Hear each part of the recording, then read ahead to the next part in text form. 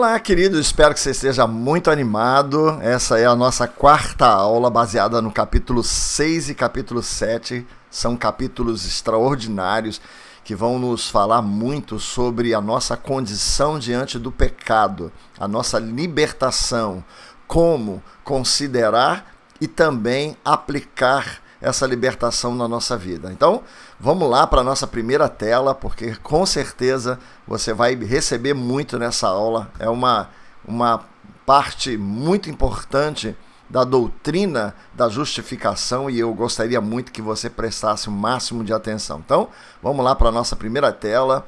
Nós estamos aqui em Romanos, o capítulo é o 6 e o 7, como eu já disse, mortos para o pecado. Então, nós temos duas sessões e elas são sessões muito claras para nós. A primeira sessão vai falar sobre a nossa libertação, ou libertos da escravidão do pecado, que vai até o versículo 23 do capítulo 6. Nós temos uma subdivisão, mortos para o pecado através da união com Cristo, e também livres do poder do pecado para servir à justiça. Em seguida, nós temos uma nova sessão, e essa sessão é a libertação da escravidão da lei.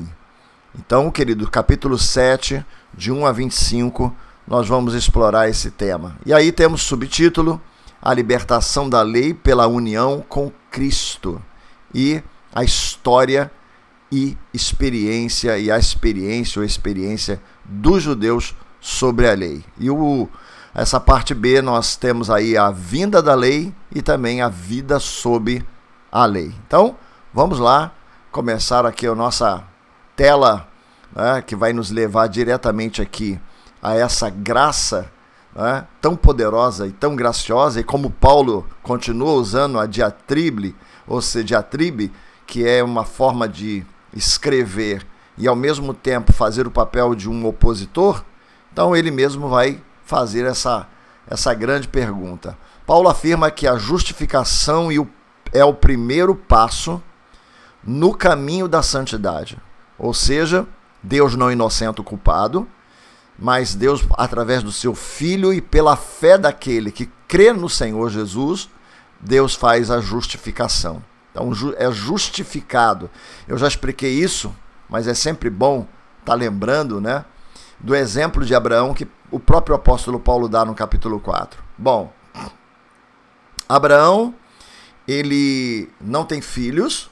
Deus vai falar com ele a respeito, né, de que tem um grande galardão para a vida dele. Ele reclama lá na tenda, no capítulo 15 de Gênesis, que o que Deus poderia dar a ele se ele não precisa de mais nada, já que ele não tem um herdeiro. O único herdeiro dele é o Damasceno, né, Eliezer, que vai herdar tudo. E Deus disse, não será Eliezer. Leva ele para fora da tenda, ele já muito envelhecido. E aí, querido, uma coisa extraordinária. Deus mostra para ele o céu e diz assim, olha, conta as estrelas do céu, se é que podes. E Abraão, então, claro, não vai poder contar. E Deus vai dizer para ele, assim será a sua descendência. Então, é muito difícil. Abraão olha para o seu corpo, Abraão olha para o exemplo de Deus, Abraão olha para todas as circunstâncias e tem tudo para não crer. Mas Abraão crê. E não é um crer de boca para fora, porque Deus examina o coração. E Abraão então crê e passa a se chamar Abraão, exatamente porque deixa de ser um pai exaltado, uma cobertura, uma paternidade para todos da sua casa e passa a ser um pai de uma grande multidão. Então, quando Deus olha a fé de Abraão, diz isso é uma obra, ou é mais do que uma obra. E isso merece uma justificação pelo que Abraão está, ou por que Abraão, ou justifica por que Abraão está recebendo essa herança. Então, a fé, quando você tem tudo ao seu lado para não crer, e você crê, e você se apega a essa fé para Deus, isso é uma grande obra, é mais do que sacrifícios. A fé é tão poderosa que é capaz de estar acima de todos os rituais. Então, Paulo vai também, né, falar a respeito disso. Paulo afirma que a justificação, então, a justificação pela fé, é o primeiro passo no caminho da santidade. Então você primeiro crê, é justificado e agora você está solto, liberado para realmente fazer o caminho da santidade. O novo convertido está no processo de lançar fora todos os maus hábitos e aprender o caminho da justiça. Prosseguindo aí com outro versículo muito importante que vai nos respaldar, Romanos 6,3, ou não sabeis que todos quanto fomos batizados, incorporados em Jesus, fomos batizados na sua morte. Eu coloquei aqui incorporados porque Paulo também usa lá no capítulo 10, quando fala aos Coríntios sobre o batismo de Israel sobre a liderança de Moisés, é que o batismo é muito mais do que para purificação. Isso, purificação, ele era muito para o judeu que comparecia lá nos batismos de João, ou os essênios, né, que tinha aquelas suas piscinas e se batizavam de manhã por causa dos pecados da noite, né, o que sonhou, o que pensou, o que imaginou, e depois no final do dia se batizava de novo. Então entrava na água mais como uma purificação. Em Jesus, assim como em Moisés, nós estamos sendo batizados, incorporados nele. E foi o que a gente já falou sobre Israel, né? Incorporado em Davi, e os filisteus em Golias, porque se Davi perdesse, os filisteus em Golias tinham domínio sobre os israelitas. Então, incorporados é porque quando Jesus vai para a cruz, nós somos incorporados nele através da sua crucificação. Fomos mortos com Jesus, é o que Paulo está dizendo. Então, fomos batizados em Jesus. Só para entendermos bem isso, fomos batizados em Jesus, fomos batizados na sua morte. Batizados na sua morte. É muito importante nós entendermos que lá na cruz do Calvário, todos nós que cremos hoje em Jesus, fomos transportados para aquela cruz e mortos com Cristo. Então, continuando aí, a gente vai entendendo isso, mortos para o pecado. Bom, se fomos mortos com Cristo e Cristo ressuscitou, então nosso velho homem está crucificado. O próprio Paulo responde que não podemos viver no pecado, porque quando Cristo morreu, fomos mortos com ele, ou morremos com ele para o pecado. Duas coisas eu coloquei aqui. Uma confissão anuncia a nossa morte. Não é? Pastor, como é? Bom, primeira coisa que nós precisamos pensar quando a gente fala sobre libertação do pecado é que não existe libertação sem o reconhecimento. Bom, se você não se acha pecador, não vai buscar um salvador. Se você não acha perdido, não vai buscar alguém que vá trazer você na direção certa. Então a primeira coisa que acontece, antes de tudo, é o reconhecimento do nosso pecado, é o reconhecimento da justiça, porque ela foi aplicada em Cristo e Deus não inocenta o culpado, e do juízo, porque o juízo para aqueles que não quiseram uma reconciliação, uma justificação através de Jesus. Então, eu quero que você pense nisso, porque Jesus diz, lá no capítulo 16 de João, versículo 8 até o 11, que o Espírito Santo, o Consolador, quando vier, Jesus falando, né, ele convencerá o mundo do pecado, porque não creram em mim, da justiça, porque eu vou para o meu Pai, não é? E do juízo, porque o inimigo está derrotado. Quando Jesus fala isso, lá no capítulo 16, 8, Jesus está nos ensinando de uma forma muito clara que se o Espírito não começar a mover dentro de nós, para que os nossos olhos sejam abertos e que haja uma convicção do pecado, não existe conversão. nós muitas vezes vemos nos púlpitos das igrejas, na nossa também, e a gente tem uma consolidação que faz essa pergunta no final, né? Leva as pessoas para uma sala e pergunta se ela entendeu o que é conversão, porque muitas e muitas vezes nós vemos pessoas subirem ao altar depois de um apelo sem ter entendido absolutamente nada do que está acontecendo. E aí ela vai dar trabalho, porque ela acredita que está aceitando Jesus para Jesus mudar a vida física dela. Ela precisa de um emprego, ela precisa de uma casa, ela precisa de um carro, ela precisa de um casamento, restaurar a família. Então ela está aceitando Jesus para Jesus dar um jeito como se fosse o gênio da lâmpada, lá do Aladim. Então ela não entendeu que o aceitar Jesus é compreender que estamos perdidos. Então é algo que a gente também precisa esclarecer muito, porque isso é muito importante para a igreja e, é claro, para cada pessoa que se rende. Continuando aqui, não é? Depois de uma confissão, nas águas do batismo fomos sepultados.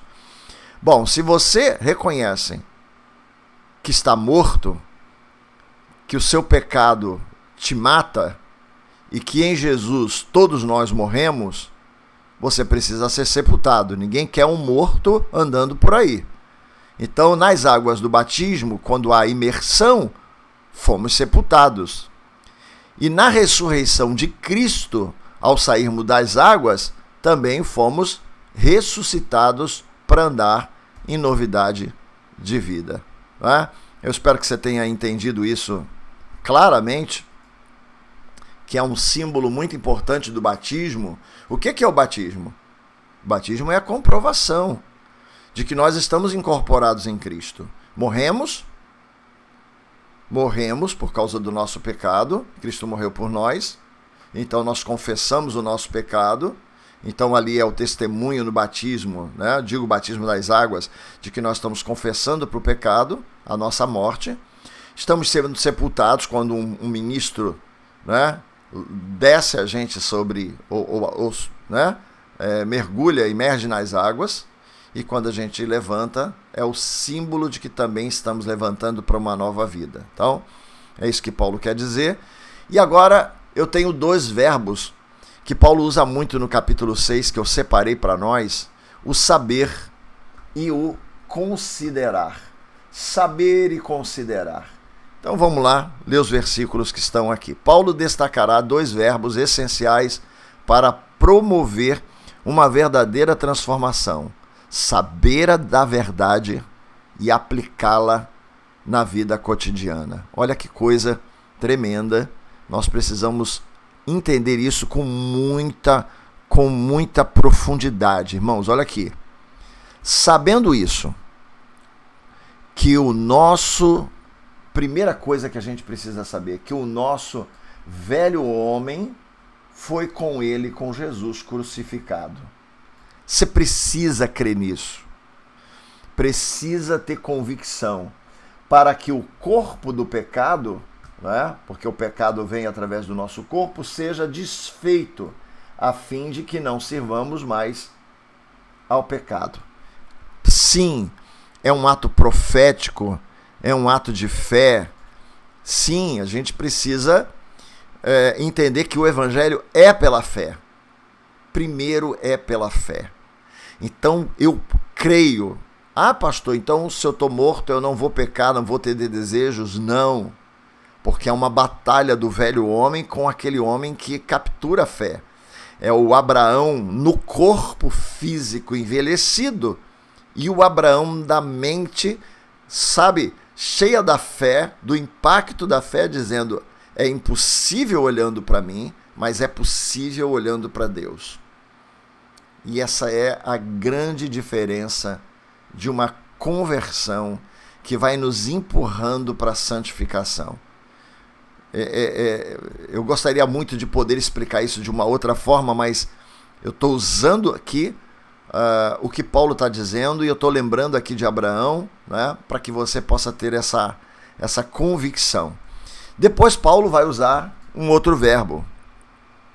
Assim também vós considerai-vos como mortos para o pecado, mas vivo para Deus em Cristo Jesus, nosso Senhor.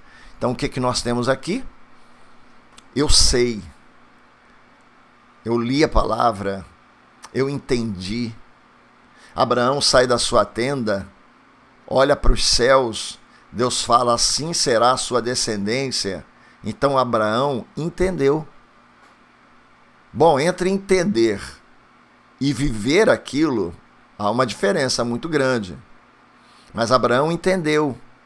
E aí Abraão começou a se chamar por Abraão, porque era Abrão anteriormente, Abrão, e agora é Abraão, começou então a se ver como pai de uma grande nação. E aí essa é a diferença em saber e considerar, ou seja, colocar isso como uma verdade, que é isso que a fé representa, a certeza das coisas que não se veem. Então, é isso que Paulo quer dizer, você precisa saber, mas você também precisa considerar mortos. Saber que está morto e considerar essa morte e viver desse jeito, né? Eu não posso mais dizer que não sei e agora eu preciso viver como alguém que está morto para o pecado, ainda que o velho homem me assedie todo o tempo. A fé e o serviço nos ajudam a destronar o pecado. Então, primeiro a fé. Paulo apresenta os dois instrumentos para cooperar com a nossa total libertação. Então, a fé de que não estamos mais sobre o jugo da escravidão do pecado, logo podemos resisti-lo definitivamente. E agora, um outro instrumento muito importante.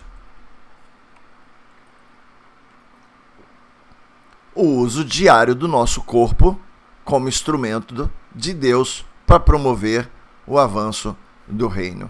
Você já ouviu muitas vezes se falar que mente vazia é oficina do diabo, e eu acredito que isso é um jargão, né, já muito antigo, mas tem muito fundamento quando nós entendemos que nós não podemos estar simplesmente vivendo a nossa vida sem fazer com que sejamos realmente frutíferos para o Senhor. Então, dar fruto, como Paulo disse lá, eu preciso ir a Roma para dar fruto em Roma também. Então, Paulo entende que é essencial para a nossa fé de que estamos mortos para o pecado, usar o nosso corpo não para os prazeres do mundo, mas exatamente para promover o reino de Deus. Então, querido, a fé, Tiago diz, sem obra, ela vai morrer, porque ela precisa ser sustentada pelo nosso serviço para o reino de Deus. Ok? Então, vamos caminhar. Bom, eu deixei esse versículo porque ele é um dos mais importantes desse texto, porque o salário do pecado é a morte. Então nós morremos, mas o dom gratuito de Deus, que é a ressurreição, é a vida eterna por Cristo Jesus, nosso Senhor. Guarda isso, porque esse versículo é realmente muito importante. Então vamos lá. Todo crente, judeu ou não, está livre da lei a fim de viver uma nova vida no Espírito. Então, nós já falamos que muitos judeus tinham dificuldade, têm muita dificuldade de se livrar dos preceitos da lei, e Paulo está dizendo que nós estamos livres dessa lei para vivermos, a fim de vivermos uma nova vida no Espírito. Então, vamos lá entender o que Paulo está falando aqui. Bom, no início, ou seja, desde o capítulo 7, né? Paulo utiliza, aqui no capítulo 7, Paulo utiliza a metáfora da lei judaica do casamento.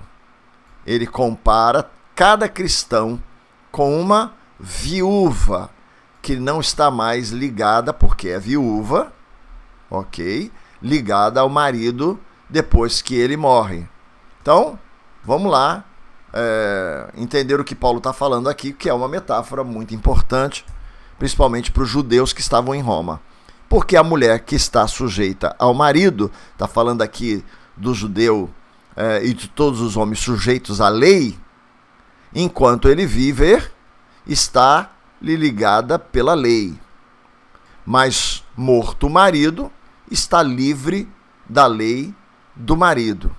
Então, nós estamos mortos porque em Cristo nós fizemos a transição. Então vamos lá. O pecado usava a lei como instrumento para causar a morte. Não que a lei seja ruim, mas a lei dava a instrumentalidade, não é, para que ninguém fosse inocente, né? Ou, perdão, para que ninguém fosse ignorante, né? A lei não apenas era ineficaz contra o pecado. Por quê? Porque, embora ela fosse boa, a nossa carne, a carne principalmente do judeu que tinha a lei, estava contaminada pelo pecado. A lei prescrevia as condenações, não apenas era ineficaz, como prescrevia as condenações, as quais o pecado utilizava para liquidar seus escravos. Olha o que Paulo está falando aqui. A lei mostrava o pecado, e aí o homem não poderia dizer que era ignorante, inocente, não é isso? Porque tanto na consciência como na letra, o pecado sim era demonstrado, a lei mostrava o pecado, o que era errado, o que era certo, o que era errado, e ao mesmo tempo, para quem peca, a lei prescrevia a punição. Por isso que eu li lá, o salário do pecado é a morte. Então, o pecado aproveitava, e Paulo está falando do pecado como se fosse uma entidade, né, uma pessoa, mas o pecado, regido pelas trevas, não só nos incitava a pecar, mas também exigia que a lei, ou que Deus, vamos dizer assim, fizesse a lei, porque Deus é um justo juiz, a lei cumprir. Então, duas coisas que a lei fazia era mostrar onde está o pecado, e aí, né, dar ao pecado essa ferramenta, e também a lei prescrevia a punição. Então é isso que Paulo está falando, né? Então vamos lá o que ele deixa aqui claro. Mas agora estamos livres da lei, pois morremos para aquilo que estávamos retidos, amarrados, impedidos, para que sirvamos em novidade de vida, de espírito, e não na velhice da letra. Paulo está dizendo aos judeus, e ele, como um fariseu, está dizendo: nós vivemos o tempo todo na lei, né? O tempo todo aprendendo e consumindo o que é pecado, e ao mesmo tempo que nós sabíamos o que era pecado, nós não conseguíamos livrar-nos dele. Éramos piores ainda, porque éramos hipócritas. Paulo falando como um fariseu, aqui eu estou conjecturando, éramos hipócritas porque nós queríamos que as pessoas acreditassem que nós éramos completamente santos. Então nosso pecado era muito grande, e estávamos retidos naquela tradição de lei, e achar porque a gente sabe a lei e pode julgar o outro, aquele faz aquilo outro, nós achávamos que éramos privilegiados de Deus, que Deus seria parcial no julgamento. Então nós estávamos retidos, Paulo está dizendo, e agora nós estamos livres, porque nós, apesar de entendermos o pecado, sabemos que em Cristo estamos mortos. Devemos saber e agora considerar e buscar esse crescimento ou desenvolvimento dessa nossa salvação. Tá bom? Então vamos continuar esse capítulo. O pecado, aproveitando a consciência, nos condenou à morte. Então, Paulo diz que quando ele não entendia a lei, né, se sentia vivo. Essa é uma outra situação, vamos dizer assim, que também os gentios viveram, né? Somos inocentes porque somos ignorantes. Quando começou a conhecer o mandamento, o pecado ganhou força, consciência culpada. E por isso ele morreu, Paulo morreu. Por causa da natureza caída, a lei que deveria trazer vida trouxe a morte. Qualquer ímpio está alheio à desobediência radical que opera contra Deus. Nisso, ele se sente vivo e não entende que está morto para Deus. Então, o que nós temos aqui? A explicação do apóstolo Paulo. Quando você não conhece a palavra, você não conhece a palavra, você apronta. E não parece que o seu pecado é tão grave assim. Você consegue até se desculpar, né, ou tirar a culpa de você olhando o pecado do outro. Então você diz assim, bom, tudo bem que eu adultero, muito bem que eu me embriago, muito bem que eu sou idólatra, mas e fulano que mata, né? Que coisa horrível, né? Olha, a Bíblia diz não matarás, né? E o cara tirou a vida do outro, um assassino, nossa, esse cara não merece salvação. E você não se dá conta que ele tem o seu, né, objeto de julgamento tem um grande delito, mas que o seu delito não é menor diante de Deus. Só que a gente parece que está vivo, né? Parece que a gente está bem. Por quê? Porque nós estamos errados, mas a gente não é como o outro, né? A gente chega a dizer assim, não, para ser crente igual fulano é melhor não ser, como se, né, o outro fosse o padrão e Deus começasse a fazer conta. Bom, eu vou punir esse aqui porque ele matou, mas aquele ali não, aquele ali só é idólatra, aquele ali ele só espanca, mas ele não mata. Como se um pecado não fosse também para Deus tão horrível quanto o outro, né? Então Paulo está falando isso, que antes dele conhecer a lei, parecia que ele estava bem. Então vamos continuar aqui.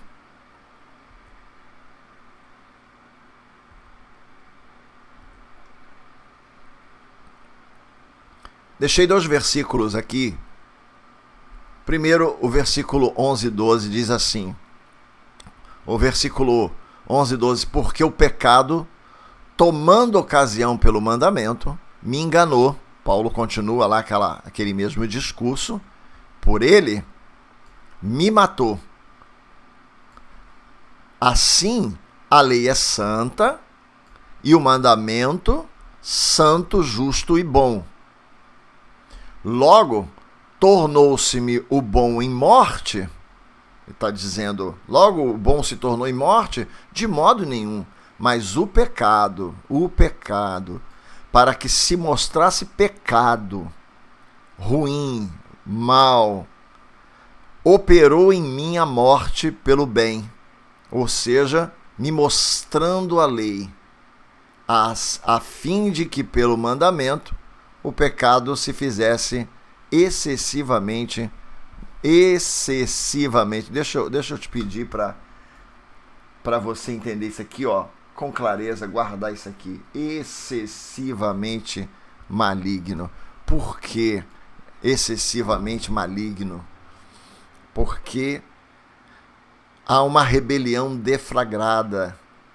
Se você não sabe, não é que você não é culpado porque a tua consciência te acusa, mas se você tem a lei escrita, se você estudou a palavra, se você entendeu a palavra, se você recebeu o mandamento, o seu pecado ainda é excessivamente maligno porque está misturado de uma consciência a qual você está muito bem consolidada e você se rebela contra ela, contra tudo aquilo que você sabe. Então Paulo diz, meu pecado era o pecado da ignorância, embora fosse pecado, porém com o conhecimento da palavra, da lei, do mandamento, o pecado em mim ficou excessivamente terrível. Amém? Então, ou maligno, né? Como está aqui. Acredito que você está entendendo o que Paulo está dizendo para a igreja de Roma, né? E tirando também seus proveitos, o grande conflito. Aqui a gente vai ter o grande conflito do apóstolo Paulo, né? Ele se dá por exemplo dessa batalha interna. Paulo agora se coloca como exemplo de um conflito pessoal entre o que ele sabe, o que considera e o que enfrenta. Saber, considerar e a luta. E eu, antes de passar para cá, eu quero que você consolide bem isso na sua mente. Não é? Você agora sabe da palavra. Você se considera não mais escravo do pecado. Pastor, o que significa? Significa que eu posso resistir. Eu fiz em um gabinete com uma pessoa e eu disse a essa pessoa, falei, olha, você tem consciência da palavra? Você sabe isso? Você entende? Entendo. Então se você entende, agora você não está mais nas garras, ou seja, você não pode dizer, eu não consigo me livrar, porque você não está escravizado mais. Você, pela fé, você se considera livre e você pode resistir. Agora você vai enfrentar uma grande batalha. Não significa que você entendeu, não significa que você se considerou livre e servo de Deus, amado, querido Filho de Deus, que ressuscitou com Jesus, e que você não vai ter batalha, vai ter uma grande batalha. Por quê? Porque agora, com a sua mente, com o seu espírito, você compreende, você entende, e você deseja ser bom, santo, e firme, vivo, agradável, tudo para Deus. Mas dentro de você, claro, ainda existe um homem velho vivo, um homem velho que não morreu e que sempre vai encontrar os gatilhos para tentar te arrastar para o pecado que você agora abomina em Cristo Jesus. É uma batalha. É isso que Paulo vai falar agora sobre ele mesmo. Não é isso? Então vamos lá. Bom, primeiro eu deixei aqui do F.F. Bruce, que é um dos comentadores do Novo Testamento, fantástico, né? Aliás, ele também comenta o Antigo Testamento e é um teólogo realmente extraordinário, excepcional. Diz que Paulo é um homem que vive simultaneamente em dois planos, ardentemente ansioso por levar uma vida mantida no plano superior, espiritual, pertencendo a Deus, servindo a Deus, agradando a Deus, mas tristemente ciente da força do pecado que nele habita e persiste em empurrá-lo para baixo, para um plano inferior. Paulo está nessa batalha pessoal de saber e desejar estar num plano superior com Deus e ao mesmo tempo ter consciência de que dentro dele, se ele bobear, tem um pecado que persiste, que às vezes o toma de assalto para empurrá-lo para baixo, para um plano inferior. E aí nós temos, né, por um lado ele reconhece que bem nenhum habita nele, versículo 18, mas por outro tem prazer na lei de Deus. Então, vamos lá ler esse versículo tão conhecido. Porque eu sei que em mim, isto é, na minha carne, não habita bem nenhum. Pois o querer o bem está em mim, no meu homem novo, no meu homem transformado, no meu homem espiritual. Não, porém, o efetuá-lo. O querer está em mim, o desejo de ser santo, mas o poder para me tornar, sabe, cada vez melhor para Deus, não está na minha carne. A minha carne tem outros desejos. Porque não faço o bem que quero, que prefiro, mas o mal que não quero, esse, naturalmente, o vício da carne faço.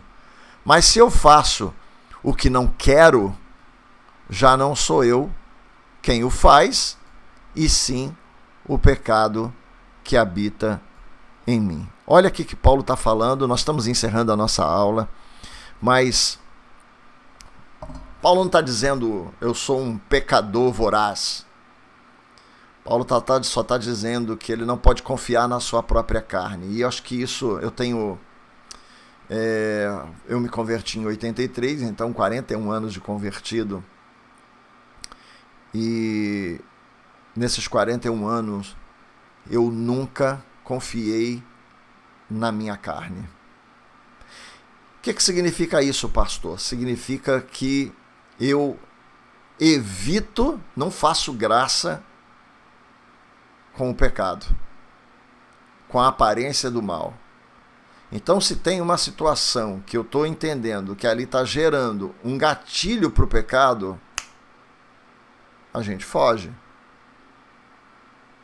Se existe alguma coisa que, nossa, tocou o nosso prazer e não é lícito, a gente foge.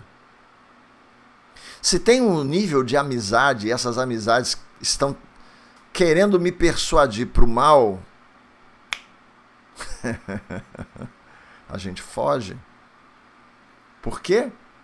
Porque na nossa carne, a nossa carne emite sinais, o pecado emite sinais de desejos do prazer. A Bíblia chama isso de concupiscência. Então, queridos, não brinca, não flerta com o pecado. Uma vez eu conversando com um irmão, eu disse para ele, o seu problema é que você flerta com o pecado. Você acha que nada, eu já sou crente, eu estou liberto, eu vou lá, eu vou fazer e vou acontecer. E até os alcoólatras anônimos, eles falam que você tem que evitar o primeiro gole. Então, evite o primeiro gole, porque Paulo está dizendo, não, eu sou o apóstolo dos gentios, mas eu sei que em mim, na minha carne, não dá para confiar. Bom, terminando então aqui, 2 versículos importante: miserável homem que sou, quem livrará do corpo desta morte? Quem me livrará do corpo desta morte? Então, dou graças a Deus por Jesus Cristo, nosso Senhor, assim que eu mesmo, com entendimento, sirvo a lei de Deus, mas com a carne, a lei do pecado. Então, qual é a solução? Bom, querido, a solução é viver no Espírito. Se a carne cede ao pecado, se a carne é alimentada, o cão, né? Vamos dizer assim, o cão, a carne simbolizando um cão e o espírito uma águia amarrado. Se você alimenta mais o cão, ele vai arrastar essa águia para o plano inferior todo o tempo. Tá bom, querido? Eu espero que você tenha entendido, né, toda essa discussão do apóstolo Paulo. Estamos estudando Romanos. Talvez você diga assim, é difícil, mas não é impossível de você capturar isso, porque isso pode fazer uma grande diferença na construção da tua identidade, da tua maturidade cristã. Então, querido, seja bem-vindo. Se você precisar rever esse vídeo, se você precisar ler os textos na sua Bíblia e olhar os PDFs, faça isso. Mas não deixe passar essa lição sem entender profundamente o que o apóstolo Paulo está dizendo. Então fica na paz, Deus te abençoe, espero que você esteja gostando do curso, amém? Há muita coisa pela frente, amém. Vamos lá, vamos para a próxima aula.